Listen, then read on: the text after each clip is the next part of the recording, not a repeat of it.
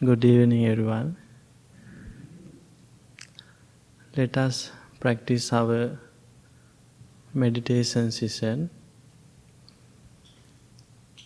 Please find a comfortable posture. Keep your back straight. Gently close your eyes and relax your body.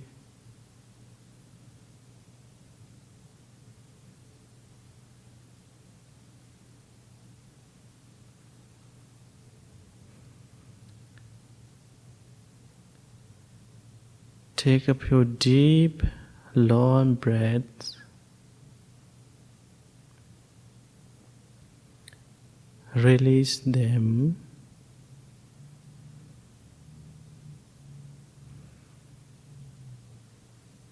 And relax your body. Relax your mind.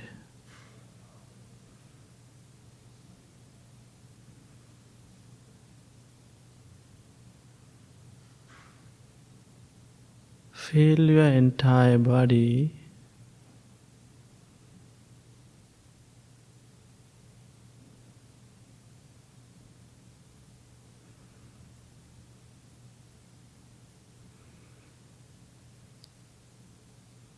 Let us start by practicing loving kindness.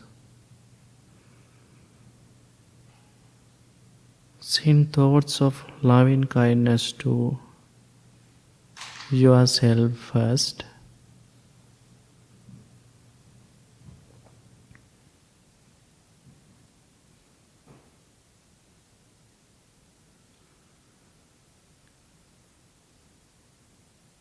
Please repeat these positive and loving thoughts in your mind.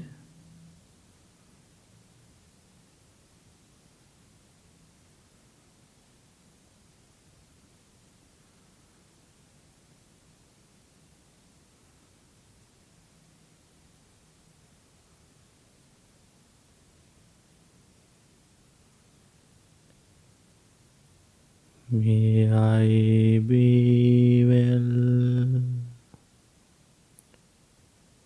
May I be happy. May I be peaceful.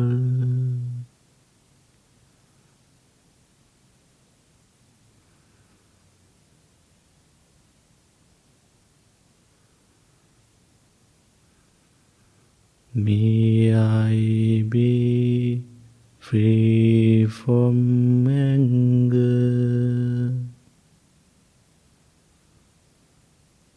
May I be free from suffering.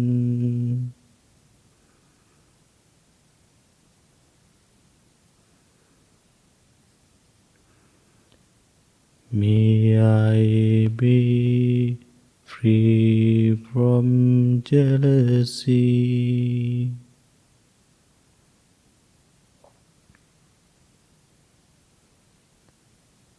May I be free from danger.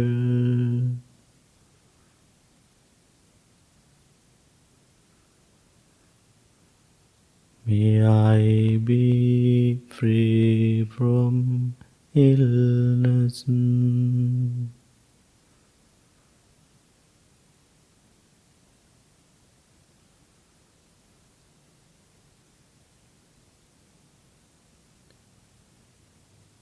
May I be well.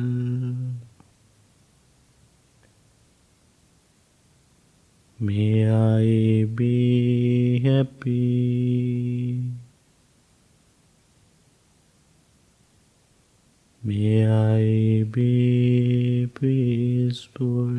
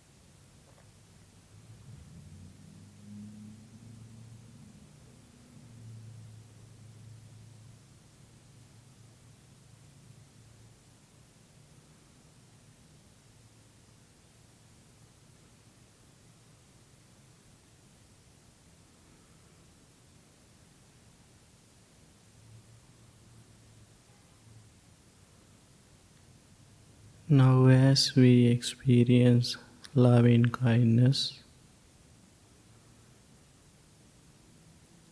let us radiate the same loving thoughts to our friends.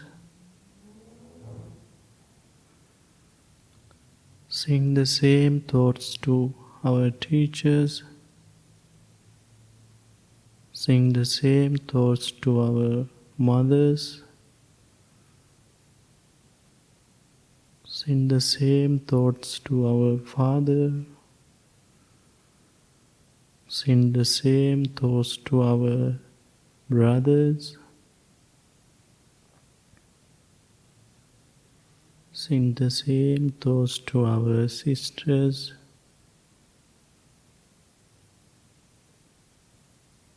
Sing the same thoughts to our relatives.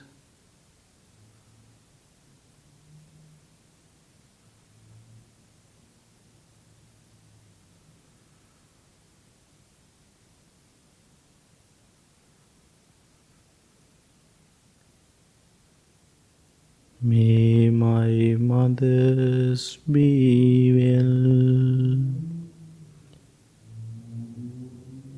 happy and peaceful. May my father be well, happy and peaceful.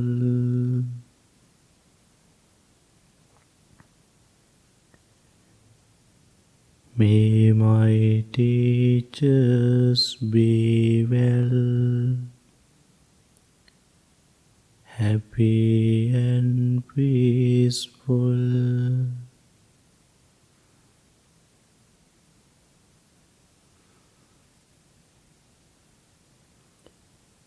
May my friends be happy and peaceful.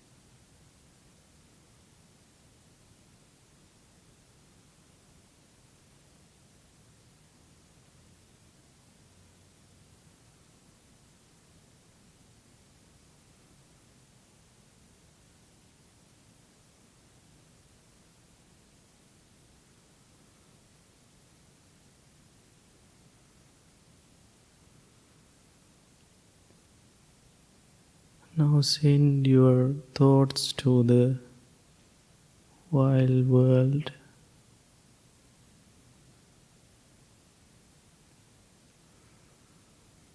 May all beings be well.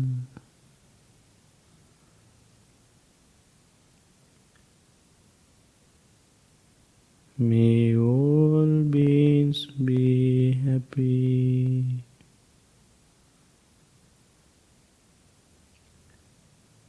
May all beings be peaceful.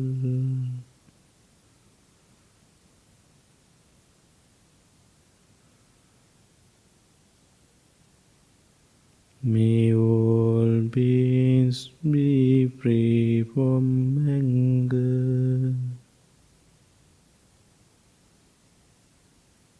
May all beings be free from suffering.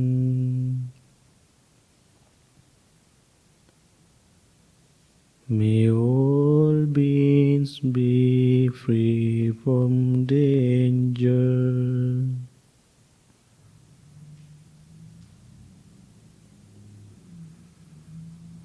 May all beings be free from jealousy.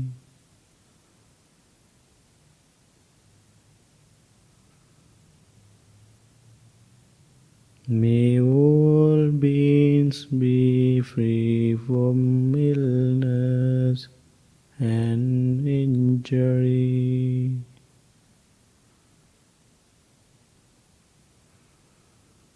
May all beings be well.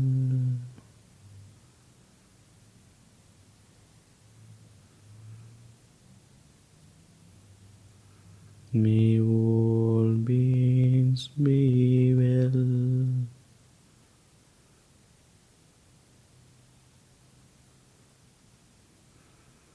May all beings be well.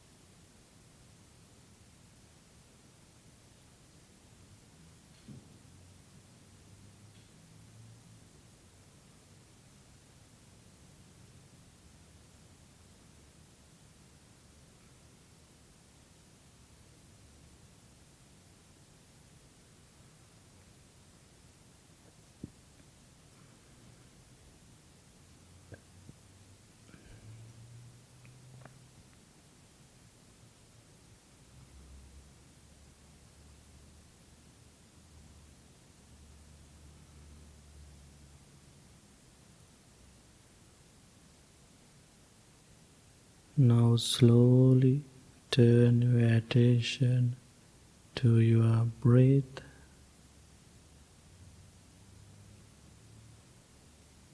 Every breath you take in and take out is taken mindfully.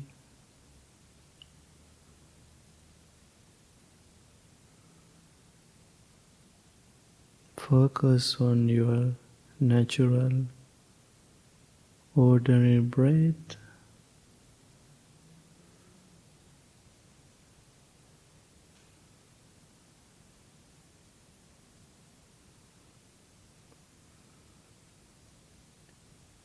Now observe your mind and observe your body.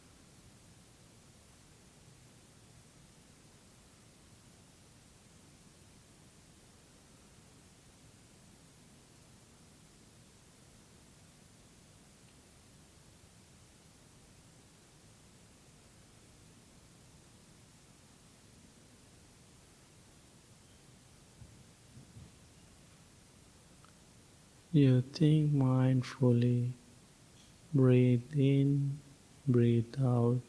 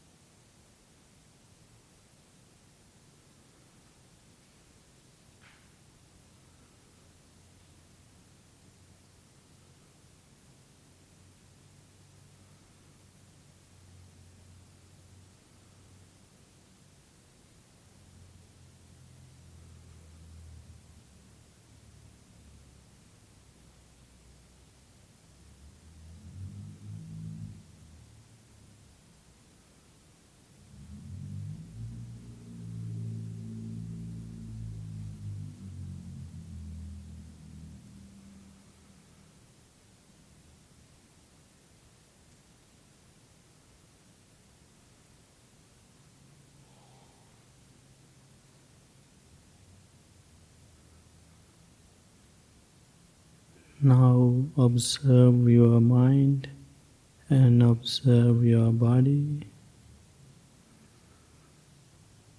Your body is relaxed and your mind is calm and peaceful.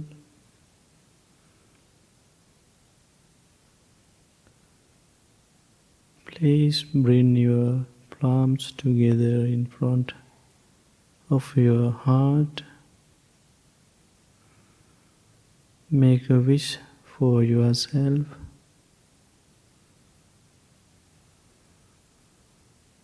May I be well, happy and peaceful. May peace be with you. Thank you very much. Please open your eyes. Please open the chanting book number 4. Can I give?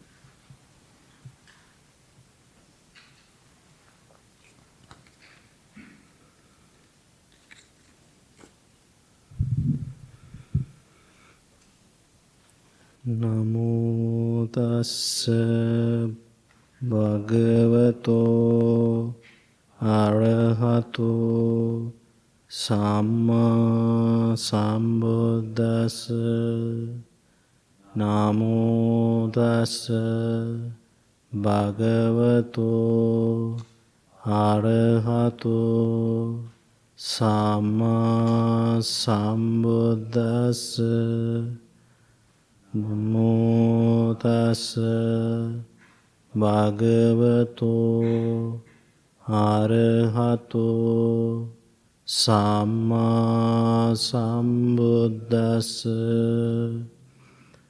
Buddham saranam gacchami.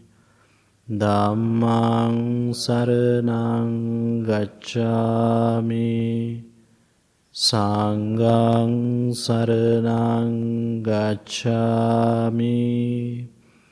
Dutiyampi buddhang saranang gacchami.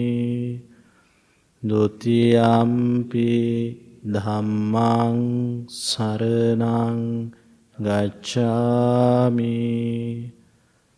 Dutiyampi sanghang saranang gacchami. Tiyampi buddhang saranang gacchami. Tatiyampi dhammang saranang gacchami. Tatiyampi sanghang saranang gacchami. Nicca vata sankara uppada vaya dhammino. Uppajjitva nirujjanti. Tesang upasamosuko. Sabbe satta avera hontu. Sabbe satta abhyapajja hontu. Sabbe satta anega hontu. Sabbe satta sukhi attanang pariharantu.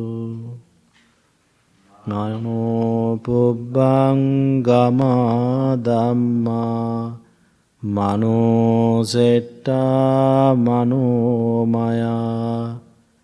Manasace paduttena bhasati va karoti va.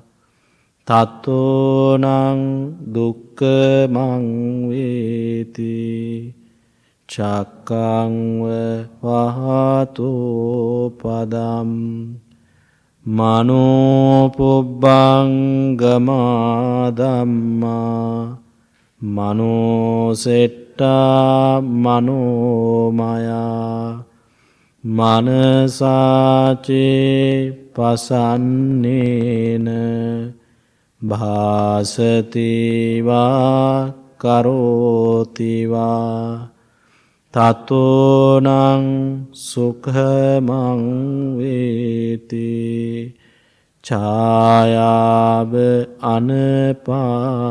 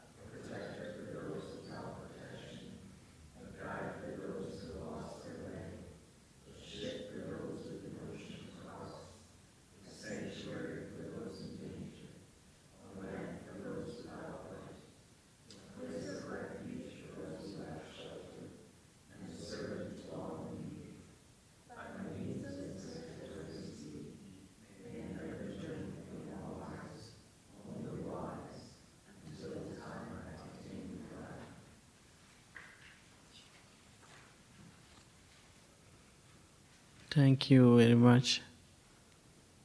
Now Laura will present her Dharma talk.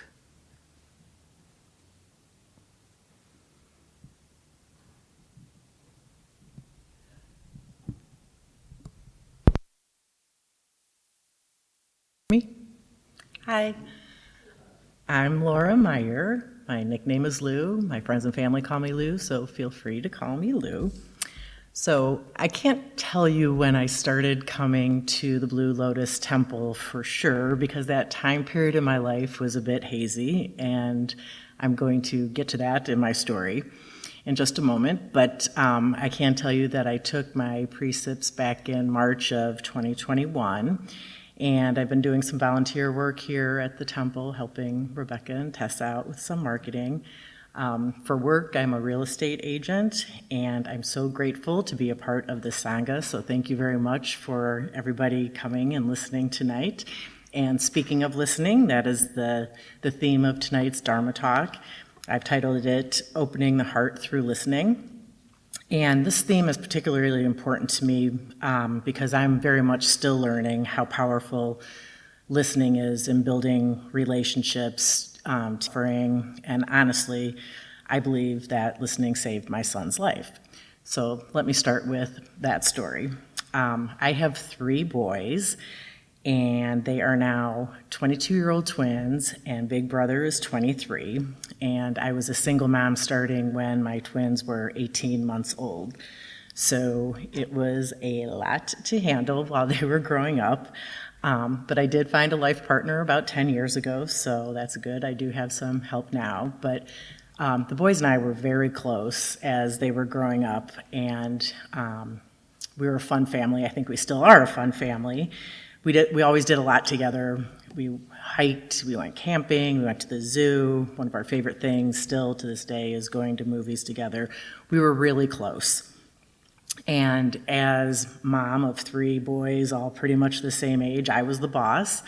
I'm a very hardworking person, a go-getter, and I managed everyone's schedules. I helped everyone overcome obstacles, doing homework, attended all their sporting events, and I was proud to be their mom. And I loved on them every day, and I did everything that I thought that a good mother should do. And my oldest son was always mature in my eyes, well beyond his years. And I think maybe because I was divorced so young, he kind of took that man of the house type role way too early. But he was a kid with an infectious laugh. He was odd and quirky, just irresistible in that way, and just very sensitive to all living beings and concerned about people.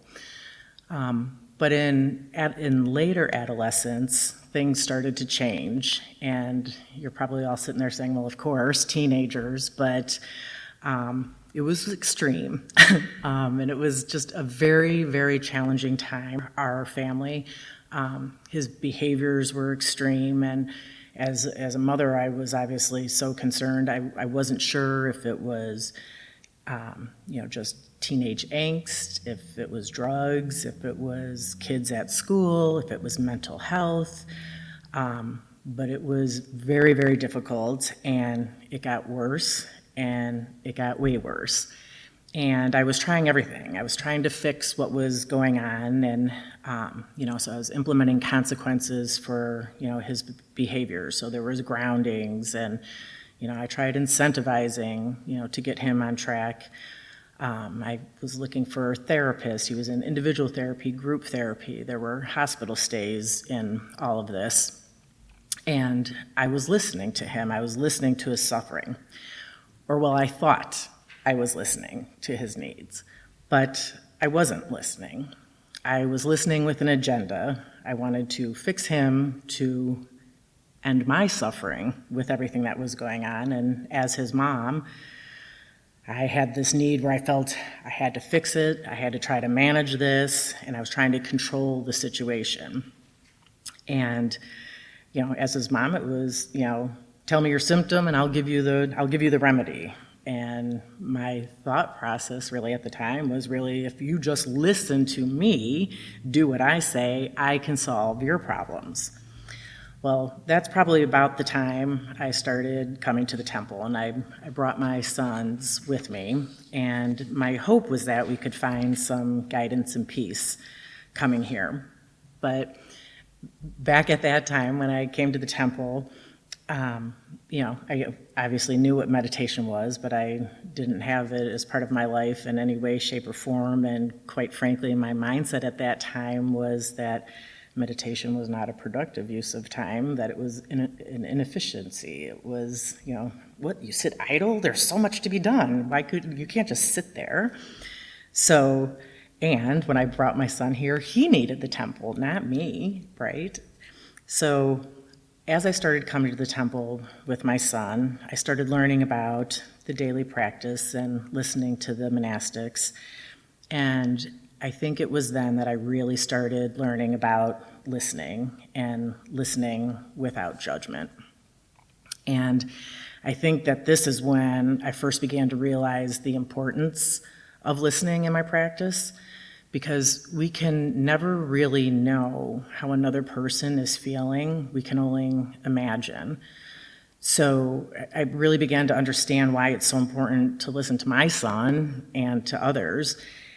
And I began to realize that I needed to listen like it was the first time I had ever heard his problems. I needed to listen mindfully, without interruption, without preconceived ideas, without judgment, without interjection, in order to really obtain an understanding of his experience the best I could.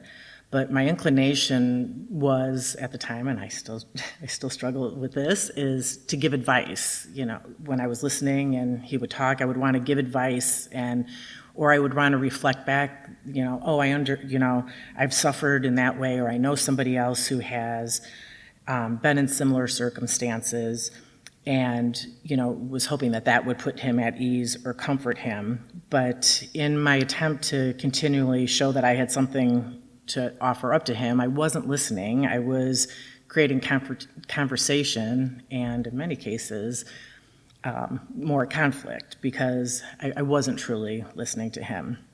And I was constantly giving advice, and therefore I was shutting down the bond and the closeness that we had, and not truly listening to him.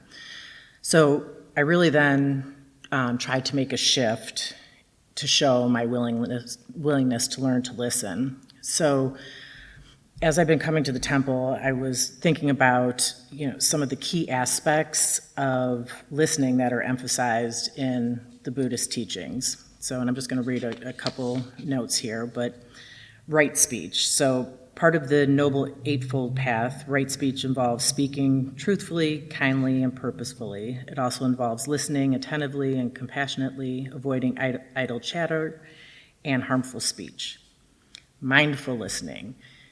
In the practice of mindfulness, listening with full attention and presence is crucial. This means being fully engaged in the act of listening without allowing distractions or preconceptions to interfere. Compassionate listening, also known as deep listening. This involves listening with empathy and understanding, and listening with compassion that can alleviate suffering and foster connections between individuals. Learning and growth, so listening to the teachings, to the Dharma teachings, as a means to gain wisdom and insight. The value of listening to knowledgeable teachers and reflecting on the words to deepen one's understandings. So in that, I wanted to think about some techniques and practical everyday applications that we can use for listening in our lives. So one of the habits that I have still is, and this is how I know that I'm not listening, is I will catch myself already formulating a response when I'm listening to another person talking. So therefore, I'm not truly listening. So I was wondering if you guys had any thoughts and ideas on what exercises can we think about to make ourselves, or to enhance our listening skills. Is there anything that you do on a daily basis to improve listening?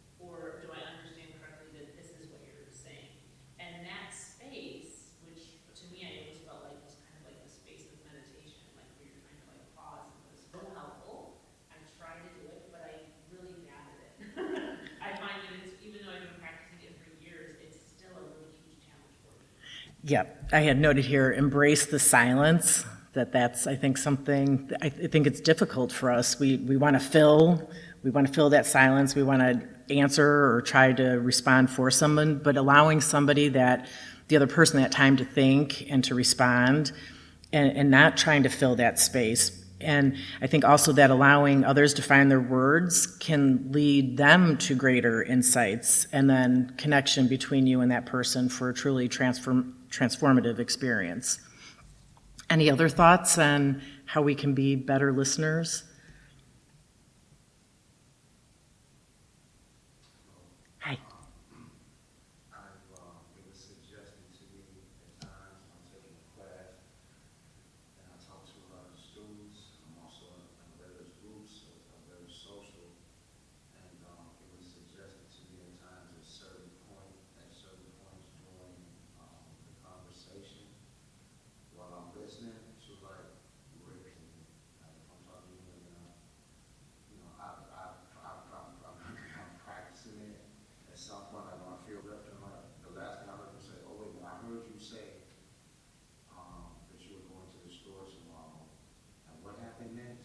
Because I probably missed that part. So I've just been practicing repeating back and asking questions.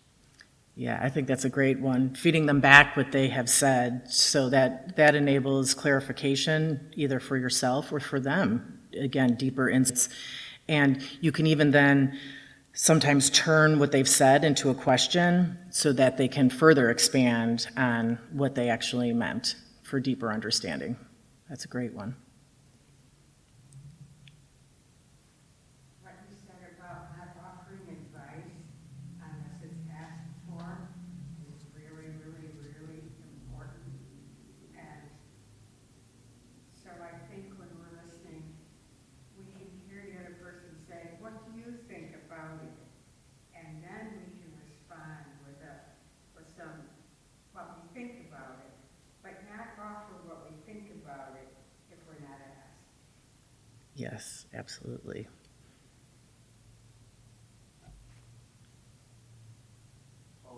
Putting yourself in someone else's shoes, because you're not always going to agree on certain things, so just seeing it from someone else's point of view.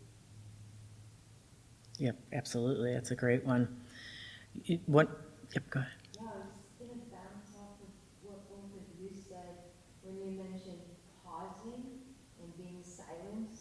I'm a coach, so two of the things that you guys talked about is, sorry to know your guys' names, but tactics that I use with clients. And when I pause and I say nothing, they look at me like I'm ready to see something, but then they just keep going. And then it just keeps going, and then the energy kind of keeps flowing. And then that's a tactic that we use as well, that you had said, so you were reading, reflecting back everything that they've said, because it allows me to also be present with what they're saying. And sometimes when people can hear themselves through somebody else what they said, they're like, "Oh, I actually said that." And another one we use is if somebody is touching like their shoulders, or if they're like stroking their, whatever they're doing, just kind of do that so that they can see themselves. But the biggest thing for me is if somebody says something and I feel something in my body, because a lot of things I noticed is you guys said think, and for me it's not really about thinking. It's about letting go of the thoughts and being connected to the body. So somebody says something and I feel my heart's kind of racing. When they're done, I'll just say, "When you said X, Y, and Z, my heart felt this." And then there's always just this pause, and either they're like, "Yeah, my heart felt that too," or it's just really good tactics to kind of bring that presence. I think presence is how For sure. we listen. For sure. And, there's the obvious being present things, contact, et cetera, but I think one of the big issues we've had in society today about being present is just the phone. Like, not having that phone in your conversation when you're having a conversation with somebody else. The binging, the texting, it's just, I feel like is being compromised. Any other thoughts? This one was more of a question, but I don't know if you have any intel on it, but just being more confident in conversations and social situations. So I actually had noted, to me, that's like creating the vibe. So, having conversation, listening, ensuring that, you're in a safe place and the first person feels comfortable. And I think confidence goes along with that. When you feel safe and confident, it's easier to communicate and certainly to be a good listener. And then, go ahead. This is, I've just kind of started working on this. I noticed that if I'm like with coworkers or somebody I'm not really close with, I'll really listen to them, look at them, and pay attention. But I get home with my wife, and something happens, she'll say something, I'll say what, or I'm going right to the fix it mode, you know. So I just started to realize that I'm doing it and just kind of stop and take a breath. Like everyone was saying, just stop for a second. And just realize that I'm not there, you know. Yep. So I guess that's my first step, is trying to just kind of know what's happening. Yep, that's interesting that you brought up your partner. My partner's not here tonight because he's home with our very ill dog, but when I was talking to him about my Dharma talk tonight about listening, he was joking that he was going to be, sitting there going, "Ba-dum, bum," calling me out every time that foul. No, you don't. Yeah, but it's certainly sometimes I think a lot easier to listen to maybe people that are more wounded than the person that's always right there that you should be paying the most attention to. I also had noted setting the attention. So before connecting with others, knowing that you're going to show up to listen first and speak second, I think is also very important. So, what is the impact of, listening been on my daily life? So, back to the story with my son, I'm, very happy to say that, the very difficult time, the scary time that we were in has for now passed. He has stabilized, he's doing well, he's living on his own in Milwaukee, and he is my best buddy. I talk to him every single day, sometimes more than once a day, but we're just very open and connected with each other, and even though he's my son, he has taught me so much about being a listener, and that is, again, the just a very precious relationship in my life that I am so grateful for. So, in conclusion and reflection, I just wanted to reflect back on kind of what I thought were maybe the three themes about opening the heart through listening, and that's listening to the Dharma, regularly listening to and reflecting on Buddhist teaching to help us deepen our practice and our understanding, that mindful communication, engaging conversation with full presence without allowing those distractions, phones, to interfere, and empathetic engagement, so that compassionate listening to others with the intention to understand and support, listening to somebody without judgment and with empathy and attentiveness to help people feel valued and connect and support their emotional well-being. Any other questions or comments? Thank you. You've given me a lot to think about. Oh, great. Fabulous.